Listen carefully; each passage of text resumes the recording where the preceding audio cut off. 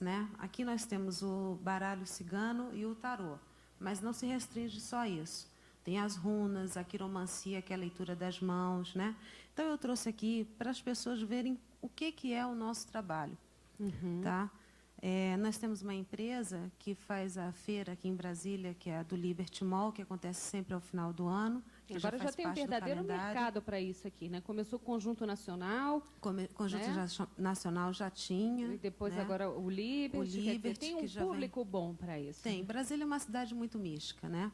Só que a minha empresa, a gente também direciona para trabalhos fora de Brasília, justamente para fomentar o turismo místico da cidade em outras cidades. Agora, é comercial ou realmente dá para misturar as duas coisas? As artes divinatórias com a comercialização do trabalho?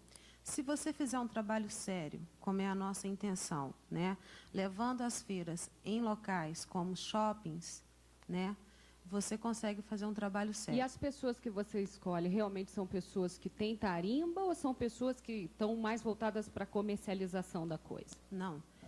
Primeiro, a gente tenta desmistificar aquela ideia que as pessoas têm de que o místico não tem instrução, de que o místico existe um charlatanismo. Realmente tem. É aquilo que você estava falando no início do programa sobre comerciais, né?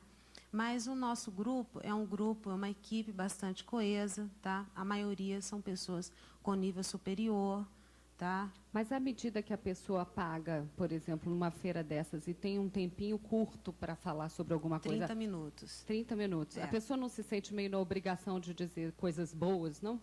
De dar uma animada naquela pessoa? Bom, a nossa intenção é animar, porque ninguém procura um oráculo, tá? Um tarô, um baralho cigano, qualquer pessoa que trabalha com isso, porque tirou na loteria e veio ali para falar, que está tudo lindo, maravilhoso, né? Então, geralmente, quem procura está precisando de um auxílio. E muitas vezes é um auxílio que não consegue em casa, não consegue com amigos, né? Alguém e busca as artes divinatórias. O que a gente pode tirar aí para o Cor da Cidade, para o nosso programa, nessa mesinha que você falou? Dá para a gente ter algum caminho para o Cor da Cidade? Não? Bom, se você quiser ver, primeiro eu queria mostrar aqui um pouquinho, porque as pessoas perguntam, né, muito sobre o que é isso na mesa, né? Às vezes olham assim, acham que é só mesmo para fazer enfeite. Na verdade, não é, né? No caso aqui, a minha especialidade é o baralho cigano. É esse aqui, ó. São esses dois aqui. Pode pegar? Pode pegar. Esse é a versão brasileira, eu sou Inca, e esse é o Lenormand. Esse aqui já é mais moderninho, né? Oi? Pode mostrar aqui, Lito? Tem uma diferença aqui, ó, das cartinhas. A simbologia das cartas vê nesse baralho? É a mesma, né? Por essa tiragem? Tá? Não necessariamente por essa tiragem, mas o que você consegue dizer através dessas cartas? Bom, através dessas cartas você pode ver situações presentes, o momento que a pessoa está passando, saúde, famílias, amor. Dá para dar uma dica boa, mas vai depender também da capacidade de interpretação da pessoa que tira, né? Da pessoa que tira. Eu costumo dizer que nós somos analistas simbólicos. Por quê? Porque eu vou trabalhar com a energia da pessoa. Você que vai abrir o baralho para mim. Eu vou apenas interpretar aquilo que eu estou vendo. Né? Esse baralho tirado ao acaso pode significar alguma coisa? Bom, você abriu o baralho, né? Então, a carta 13 ali, ela significa infantilidade, ela significa ingenuidade. Então, quer dizer, gente jovem, fortaleza, energia. Bobona. Quer dizer, Bobona. Tudo a ver com o teu programa. A carta da bobeira. E a carta aqui das corujinhas, ela fala justamente do reconhecimento. É um programa que está começando, né? E que você está batalhando para ter um público, para ter uma divulgação. Legal. E quem quiser, então, ter acesso a mais informações, pode procurar onde? Bom, é a Virgo Oficina Esotérica, o telefone é 365-3081. Nós estamos com os profissionais da Feira do Liberty, né? Com tarô, baralho cigano, runas, quiromancia e muitos outros estudos. Muito obrigada, Eugênia Aragão. Obrigada por esse cheirinho gostoso desse incenso. Te convido para ficar obrigada aí no programa. Obrigada a você. Muito obrigada. Tá? Obrigada a todos. Vou apertar, mas não vou acender agora. Se segura, malandro, pra fazer a cabeça tem hora. Agora a gente vai conhecer uma coisa bem diferente que está nascendo aqui na cidade. Brasília é uma cidade que tem um monte de pontos turísticos interessantes. E muitas vezes as pessoas que vêm reclamam que não tem muita recordação para levar daqui, né? E o Carlos Candango, que está aqui há quantos anos, Carlos? Eu estou aqui desde 57, né? Na época da construção de Brasília, né? Desde antes de existir Brasília. Exatamente. Cheguei com quando meus era pais mato, aqui, com cerrado. 3 ou 4, cerrado, tá? E aí, você teve uma ideia que eu acho fantástica, né? Criou um postal musical. Como é esse postal? Vamos mostrar para as pessoas. Olha, o postal musical, ele associa música a pontos turísticos de uma localidade. Isso materializado em fonograma, fita ou CD. Esses 3 primeiros postais musicais de Brasília, certo? Quais que você fez? Fez da Ermida? É a Vista de Brasília, da Ermida Dom Bosco, é esse aqui. Tá. Esse aqui do Memorial. Memorial JK e o Templo da Boa Vontade. Templo da Boa Vontade. Esses 3 pontos, eles têm uma representatividade muito grande para nós aqui em Brasília, né? A Ermida Dom Bosco o marco... A Ermida é dessa musiquinha que está tocando. É essa aí. Você que fez a música. Eu fiz a música, certo? Estou cantando, né? E sou o idealizador do postal. Aí no CD tem a música referente à Ermida Dom Bosco, tem um trecho da história. A música, certo? O postal musical é uma música com 2 arranjos. Uma cantada, essa que nós estamos ouvindo, e uma outra instrumental. Tá certo? As informações e fotografias estão no encarte. Tá? O encarte aqui, traz também as fotos. Traz um pouco da história, certo? Do local, a Ermida Dom Bosco. Aqui pro livro. Certo? E também fotografias, né? Nesse caso aí nós estamos demonstrando, né? Enfatizando aí a Brasília mística, né? Com o projeto de Lúcio Costa. Essa tá musiquinha, certo? o que é agora? Essa é a instrumental desse postal musical. Que delícia! Tá? A verdade é que essa instrumental vem para a pessoa se transportar. Pro tá local. Certo? Pro local. Se você foi, gostou, aí você né, leva aquela música de recordação ou manda para uma pessoa. Manda para uma pessoa, um amigo, um parente fora, né? Olha através só, a coisa dessa foi caixinha. tão bem planejada que até a caixinha do postal musical. Eu acho que é uma iniciativa que tem que ser incentivada, tem que ser divulgada, porque Brasília realmente tem essa deficiência. Falta esse material para divulgação do monumento que é a cidade, né? É uma cidade única no mundo, gente. A gente pode dizer que a gente mora numa cidade única no mundo. Não tem uma cidade igual essa em nenhum lugar, nem parecida. Exatamente. Foi pensando nisso que a gente, né, por estar convivendo com Brasília esse tempo todo, por amar essa cidade, né? Então, uma forma da gente externalizar esse sentimento. E olha, você está de parabéns. Agora, as pessoas podem encontrar isso fácil? Já tem pontos de comercialização? Já. Nós estamos com os postais nos pontos turísticos, né? No Templo da Boa Vontade, na Ermida, na Memorial JK, na Catedral. Nas discotecas, nós estamos com a discoteca Music Story, que está dando uma preço está o CD postal musical? Em média, a gente está falando em média R$10. Tá R$10, então. R$10 está um preço acessível, né? Para todos, porque a gente pretende que esses postais sejam adquiridos não só por pessoas que visitam Brasília, mas por brasilienses também, que tem muito da nossa história, muito né, que a gente tem que resgatar. Muito obrigado, Carlos Candango. Obrigada por esse presente para Brasília, você que é um apaixonado pela cidade. Obrigado a você. Tá? Obrigada demais por estar aqui no Cor da Cidade. Tem mais, não acabou ainda não, olha. Tem a peça daqui a pouco, tem debate, tem a Margedon, que é a galera da cidade. A gente vai, mas a gente... Tá bonito. Não vai embora, não.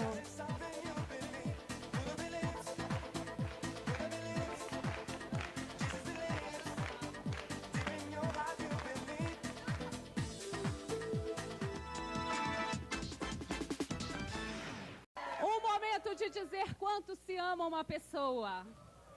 Chegou um fax aqui pra gente do William do Guará.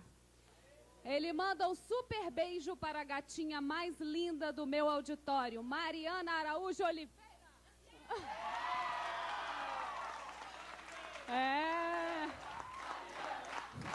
O que você tem? O que você tem para falar pro William, Mariana?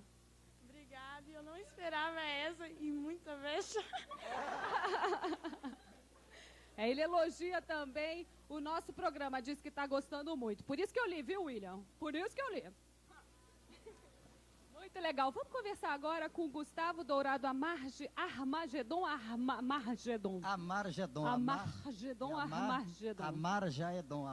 Olha aqui, eu acho que combina mesmo Armagedon, porque Armagedon não ia ficar muito bom. Porque nós não temos que armar, nós temos que amar. Exatamente. Eu dei a deixa, você pegou. Armagedon, esse livro aí, qual é? Você já escreveu bastante. É o 9º livro, uma coletânea poética, o Palábora. Estarei lançando amanhã, às 20 horas, na Associação Nacional de Escritores, ali ao lado da Cultura Hispânica. Esse PH a gente não lê Fá, não?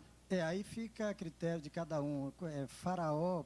Na verdade, você tem razão, porque é palábora, palavra com labor, é a palavra elaborada. O trabalho da palavra, da língua, né? Eu estava olhando o livro, você faz poesia bastante diferente, né?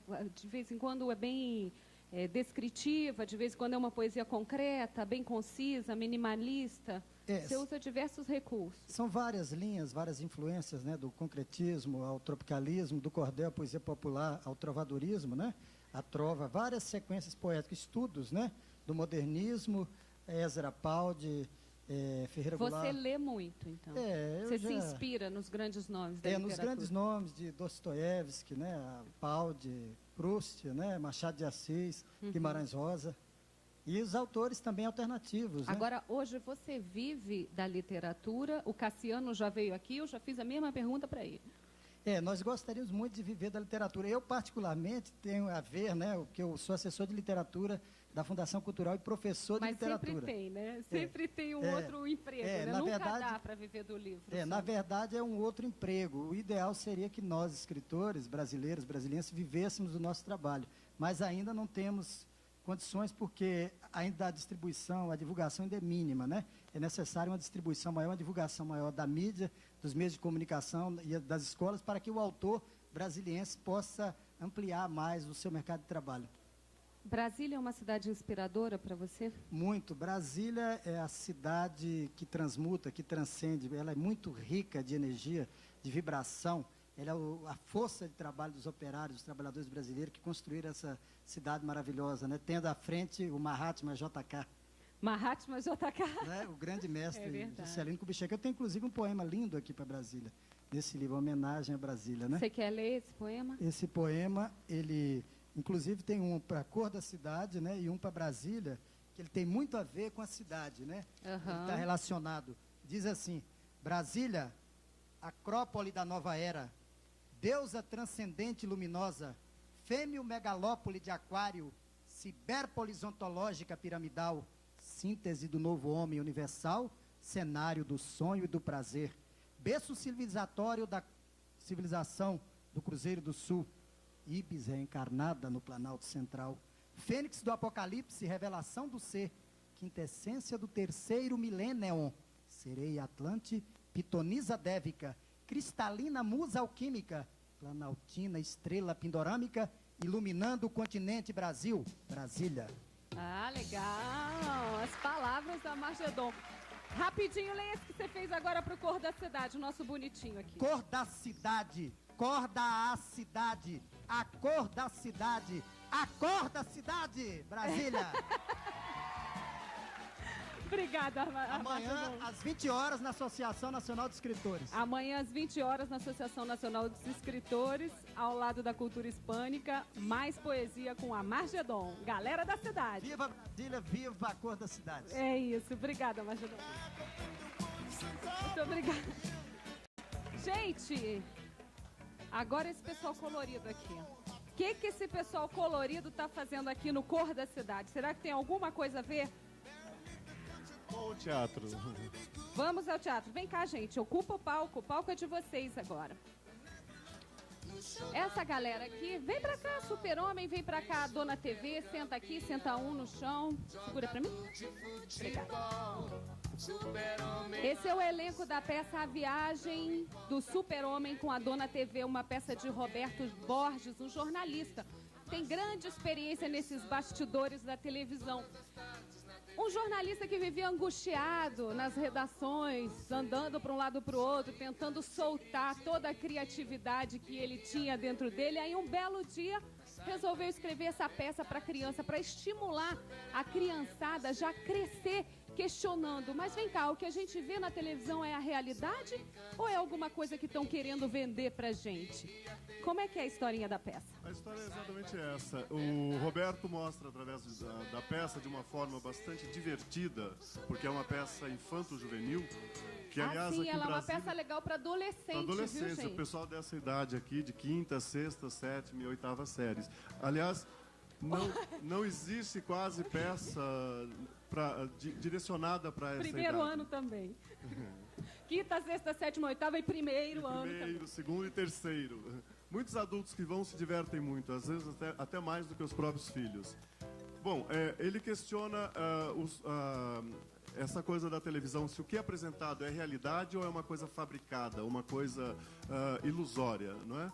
Então, através da criação de 2 ídolos, que é o ídolo americano Super-Homem e o outro ídolo criado aqui no Brasil, que é o jogador de futebol. E através desses ídolos é que se vendem tudo quanto é parafernália, tudo quanto é produto, desde pasta dental, guaraná e vai por aí afora. E a gente tem que ficar engolindo. E a gente vai engolindo essas coisas. E a peça está sendo apresentada... Interativa também. Isso. Existe a participação da plateia. O cenário, na verdade, é um estúdio de televisão, onde as coisas se desenrolam ali, né? E existe a participação bem efetiva da plateia. A peça está sendo apresentada todos os sábados e domingos no Teatro Mapati, às 4h30 da tarde.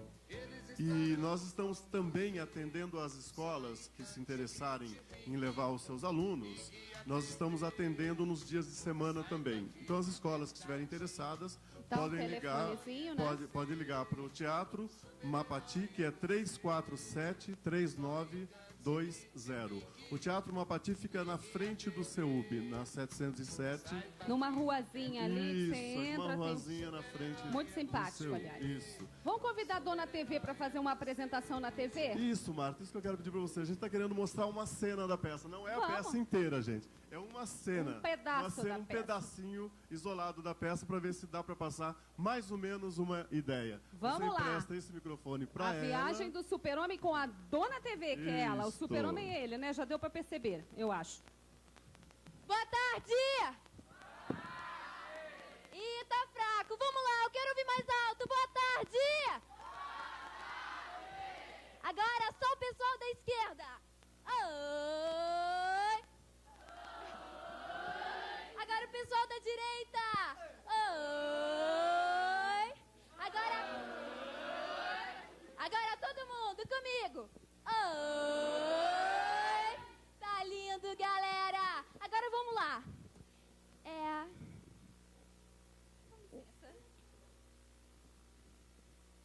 Já estou pronta para viajar. Que vai lhe servir de companhia em seu grande viagem. Ah, que ótimo! Finalmente eu vou conhecer essa minha misteriosa companhia. Mas o que eu queria mesmo era ir sozinha. Mas quem vai viajar com a senhora não é qualquer um. Não. Feche os olhos e só abra quando eu disser já. Já!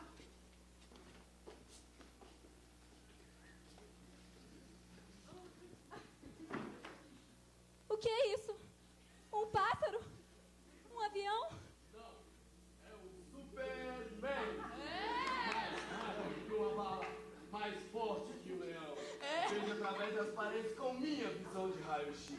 Então, muito prazer, seu... Superman, por favor, Superman. Agora que vocês já se conhecem, vão se preparar para a viagem. Afinal, para onde vou? Para onde vamos? Não se esqueça que eu vou também. Vocês vão para as terras do tio Bill. Tio? Tio Bill. Tio? Tio Bill é dono de uma terra muito grande e que ainda não conhece vocês. Vocês vão para lá vender um pouco dos meus produtos e falar um pouco das coisas do meu país. Por mim estou pronto, mas não era o lugar que eu sonhava ir. Já vi que a viagem vai ser um saco. Boa viagem para todos. Aqui estão os passagens aéreos. Yupi, nunca viajei de avião. Eu? Viajar de avião? Isso nunca. Vou voando com minhas próprias asas. Asas é... Quero dizer, meus próprios braços, mais fortes que um Boeing. Pare, seu idiota! Você só tem poderes quando a dona televisão estiver ligada. Pare com isso. Você é um personagem, um astro da televisão.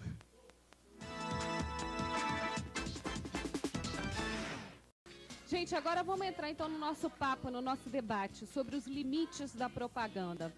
Andaram saindo umas propagandas aí que acabaram levantando de novo essa polêmica. Até que ponto um publicitário, uma agência de propaganda pode lançar mão de qualquer recurso para chamar a atenção de uma pessoa, para ela prestar atenção naquele produto.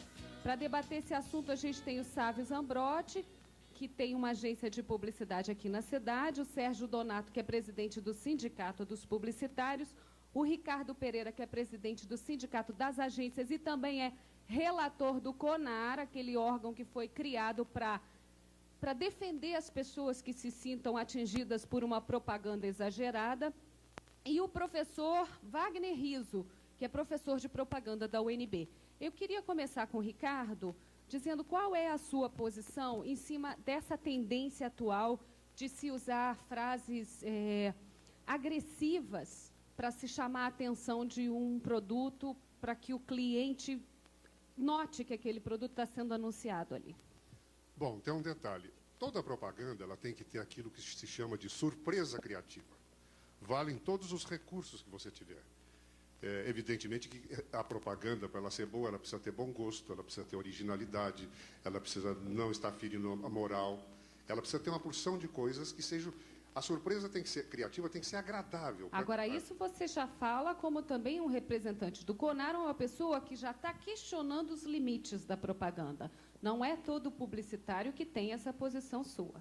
Não, eu acredito que todas as agências de propaganda e todos os clientes gostam de oferecer a melhor coisa, a coisa mais bonita que tem para o consumidor. Ocorre que, às vezes, uma mensagem que você coloca, ela entra num outro viés, qualquer coisa, e não é bem entendida. E, para isso, é que existe o CONAR. O CONAR, desde maio de 1980, está funcionando no Brasil. O que é o CONAR? Eu posso explicar isso? Pode.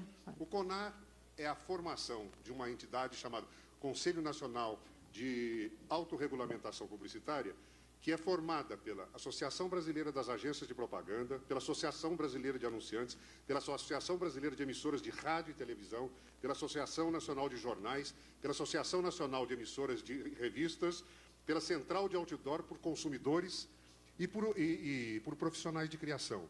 Ela tem... Ou seja, a própria comunidade publicitária... A própria comunidade se autorregulamenta.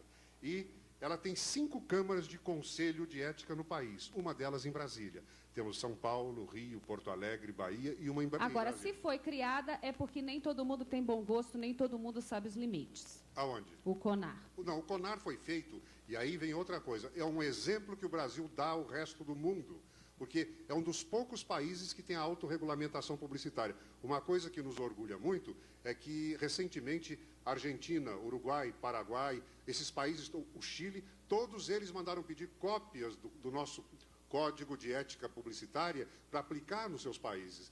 E como é que funciona isso? Qualquer pessoa, o senhor que está me vendo em casa, nós que estamos aqui, não gostamos de uma propaganda, a gente simples, aciona o CONAR, que o endereço é Rua Bahia, 1140, CEP 01244, São Paulo, dizendo que você não concordou com isso. O CONAR, através desse grupo de profissionais, vai examinar, ver se tem o que houve com aquela propaganda, um grupo vai julgar, os relatores vão examinar isso, e se a propaganda não funcionar, se ela de fato não for aprovada, o que vai acontecer? Vai ter uma advertência para essa empresa e para a agência, vai ter recomendação de alteração ou correção de anúncio, vai ter recomendação aos veículos no sentido de que sustem a divulgação do anúncio, a divulgação da posição do CONAR em relação a esse anunciante em outras publicações. Fora que todas as agências de publicidade vão saber que aconteceu aquilo com aquela propaganda. Vai saber, exatamente. Agora, existe, Sérgio, algo como uma estratégia de você até lançar uma propaganda que você sabe que vai ser caçada pelo CONAR e deixá-la temporariamente sendo veiculada para criar justamente essa polêmica? Essa tendência a ser mais agressivo entre os publicitários existe hoje como uma estratégia? Não, eu não diria dessa maneira, mas, em primeiro lugar, quero dar parabéns aqui ao seu programa e à equipe comercial, que nós tivemos a notícia. Eles estão vendendo todas as cotas, né? Isso é uma E está chegando o Álvaro ali sorridente. Mas a agressividade existe em qualquer mercado. Eu concordo com o Ricardo. Ninguém, quando faz um comercial ou um anúncio, quer agredir alguém ou quer que isso se torne contra o produto que ele está vendendo. Então, não existe a guerra de profissionais, principalmente na área de criação. E como é que você explica essa questão? Por exemplo, eu não quero nem falar o nome para também não ficar veiculando mais do que devia. Uma empresa que produz jeans fez uma propaganda imitando a foto da Daniela Pérez morta no meio da grama. Então, não acha isso de mau gosto? Não é de bom gosto, não é de bom tom? Você não acha que aí você acaba exagerando um pouco, por mais criativo que o cara tenha sido? Eu confesso para você, eu não vi o anúncio. Mas, pelo que me disseram, pelos comentários que o mercado todo diz, você, às vezes, é infeliz. Você quer transmitir uma coisa e acaba transmitindo outra. Mas o processo todo passa por uma criação, passa pela criação, passa pela aprovação do anunciante. Então, não é uma pessoa sozinha. Ah, sim, sem dúvida. Ninguém está querendo aqui dizer que o publicitário é o culpado, mas você, enquanto presidente do Sindicato dos Publicitários, então acredita que não seja uma estratégia essa questão da agressividade? É um erro de rota? Pode ter sido um desvio de rota. Não existe isso, porque a mercado. gente sabe que nessa área de publicidade existem tendências, né? Às vezes é uma tendência a ser computadorizada, a propaganda, então é uma tendência mundial. E aí ela chega no Brasil em determinado momento, ou ela parte até do Brasil. Você tem aí, por exemplo, a guerra dos refrigerantes lá nos Estados Unidos, coisa que aqui não acontece. Você tem lá a Coca-Cola brigando com a Pepsi na televisão. Aqui você não tem. Não, mas teve aquela do macaquinho, lembra? Aquela do macaco foi um pouco de guerra de publicidade. E o CONAR tirou do ar. Ah, então aqui você acha que esses limites são mais definidos? São bem mais definidos. Professor Riso, comentário geral sobre isso, esses limites da propaganda. Existe essa tendência a ser mais agressivo? Eu falaria dois momentos. Veja só. Eu acredito que hoje a publicidade tem uma grande visibilidade. Isso transfere, né? Você deixa de ter produtos culturais. A gente deveria estar, não nesse programa aqui, com muito gosto, eu tenho até amigos, colegas, ex-alunos, o que me honra muito tê-los como profissionais aí de mercado atuante, sérios, responsáveis. Mas eu falo assim, na ausência de produtos culturais, não? A gente não tem efervescência, nossa cultura está em declínio, a gente não tem investimento para isso. Hoje há um renascimento, um ressurgimento. Nos últimos 20 anos, fala-se de publicidade assim, a dar com pau. A maior busca que existe em vestibular, na UNB, é um dos cursos mais procurados. O mercado, a gente já conhece, de longa data, não tem essa mas será que toda. essa coisa não é uma saturação? Às vezes eu passo naquela quadra das farmácias lá e dou uma olhadinha. Tem tanta coisa pendurada no teto da farmácia que eu acho que você chega lá, você não sabe nem o que você vai comprar. Pois é. Esse daí também é exacerbação. Brasília foi construída dentro de um limite muito formal e, de repente, foi autorizada a utilização desses totens, né? Dessas próprias placas. Coisinhas penduradas no teto da farmácia. De medicamentos. De repente, o consumidor não está saturado de propaganda, está saturado de produto. Não está que a gente está discutindo sobre isso. Então, a gente continua. Não, a gente está discutindo justamente como quebrar se a agressividade é uma técnica para quebrar essa apatia das pessoas que pode ter sido causada por um excesso de consumismo, digamos assim. Vamos para o caso prático. No caso daquela marca de jeans, eu discordo de falar assim, isso daí foi tal e qual aquela imagem. Não é. Foram imagens produzidas que podem lembrar. O universo simbólico com que nós trabalhamos é muito rico, muito vasto, imaginário, tem que ser explorado. De repente, você tem no inconsciente já coletivo aquela imagem da Daniela. Só que não é bem assim. A foto era um catálogo, é um produto muito diferente de um anúncio ou de um comercial na TV. É um pouquinho diferente a história. Mas o senhor não acredita, então, que houve uma estratégia? Não, nesse caso eu não acredito. Muita coincidência, Marta. Eu diria assim, pode ter até uma coincidência infeliz, mas eu não diria dessa forma. Tá? Agora, voltando, eu acredito assim, essa visibilidade não está fazendo com que a gente veja outras coisas. Nós estamos culpando a publicidade de tudo. A gente tem uma agressividade diária, o dia a dia, o nosso cotidiano está agressivo com a natureza. Nós saímos às ruas e estamos sujeitos a assaltos. Mas é por aí mesmo que a gente está tentando levar a discussão. Em que medida essa agressividade que as pessoas já estão super expostas a ela no dia a dia, e aí há um questionamento no jornalismo também, até que ponto o jornalista tem que ficar mostrando só o lado ruim das coisas eternamente e as pessoas não aguentam mais, se de repente a publicidade achou que agora é por aí. Não, tanto que são casos esporádicos, né? Só foram levantados 2, 3 casos. Ok.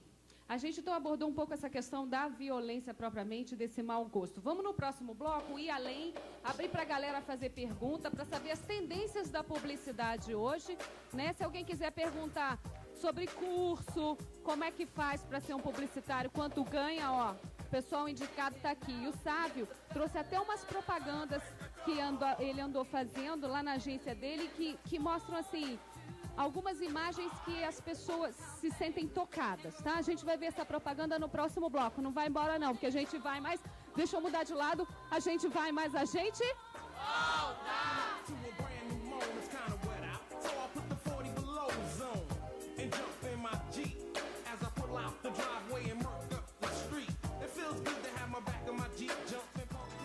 Voltando com o nosso debate sobre os limites da propaganda, o Sávio Zambrotti, que é dono da agência 7 Grau aqui em Brasília, ainda pediu para falar sobre o lado do criador dentro dessa questão da agressividade como uma estratégia para mover, né, o cliente, sabe?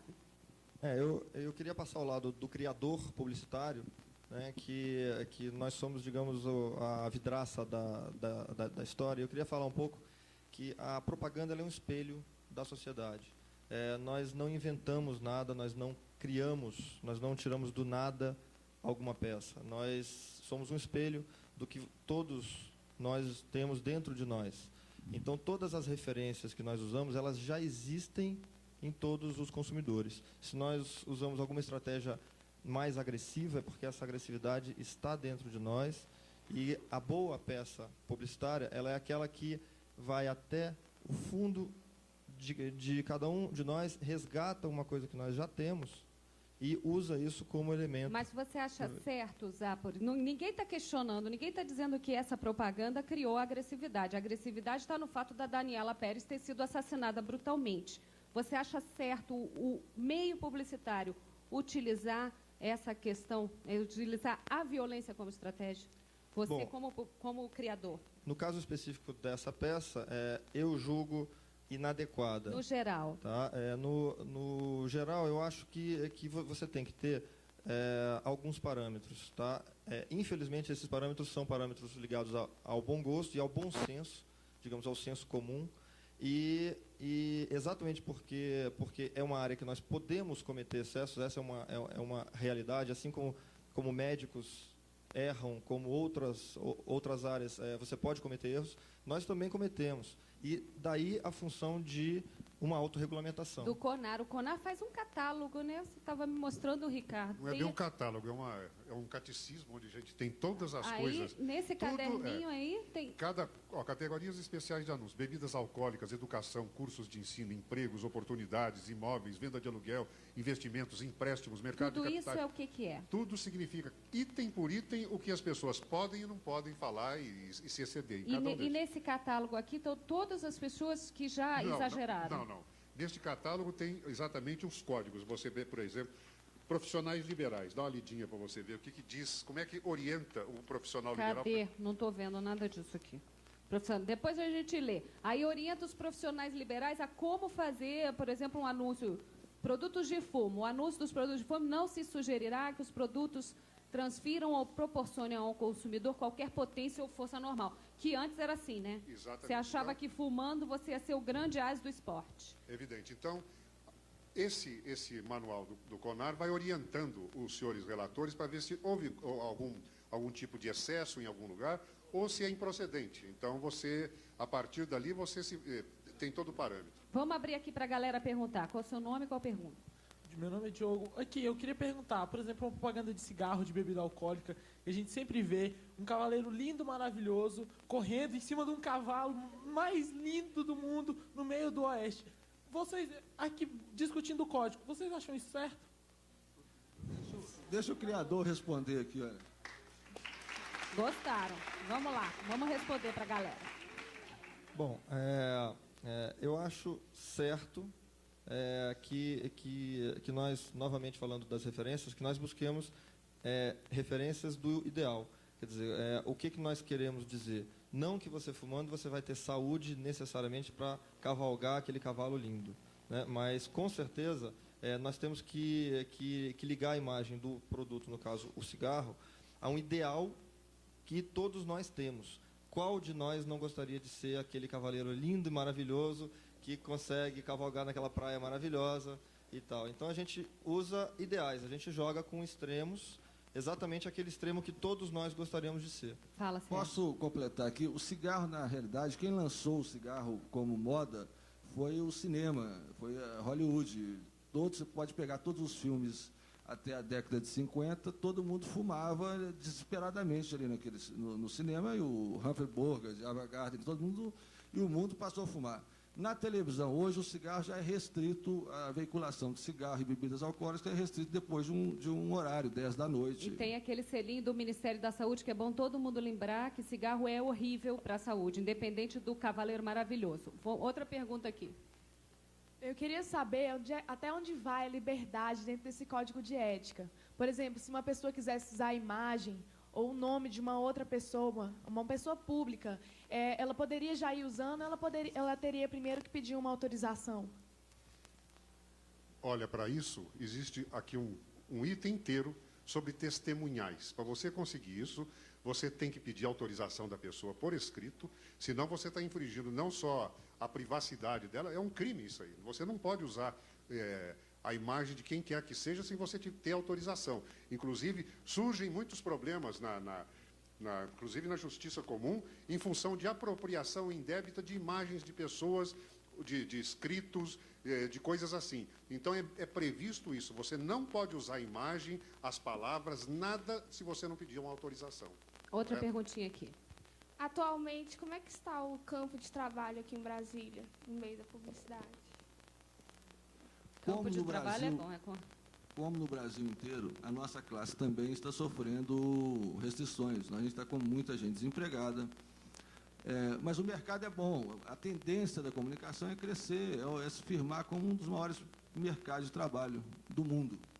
Eu questiono um pouco com o professor Riso isso. Quantos alunos o senhor tem empregado e quantos não?